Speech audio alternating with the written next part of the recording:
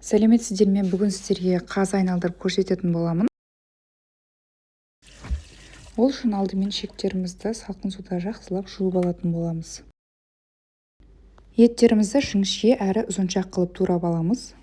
Ішекке салғанға ыңғайлы болу үшін дәл осы формада турап аламыз. Майларымызды да осылай ұзыншақ қылып тураймыз. Аузы үлкендеу баклажканы кесіп аламыз. Және тіс тазалайтын таяқшалар қажет болады. Таяқшамен ішегіміздің бір жағын бекітіп аламыз. Ендеше етімізді маринадтау үшін начинка дайындайтын боламыз. Маринадтауға чеснокты күштен өткізіп алып, дәмдеуіштерден тұз, қара бұрыш, зіре және универсал приправа қолдандым.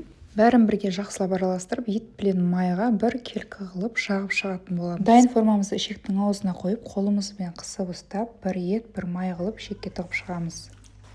Еттерді салып болғасын, ішектің аузını жіптің көмегімен жақсылап байлап алатын боламыз.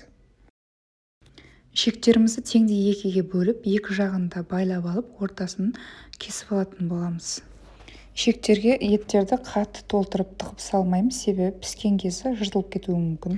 Дайын болғасын таяқшаның көмегімен екі-үш жерінен тесіп шығатын боламыз. Бұл да жыртылып кетуінің алдын алады. Мінекей қазыларымыз да дайын. Сіздер қазыны қалай дайындайсыздар, бөлісе кетіңіздер.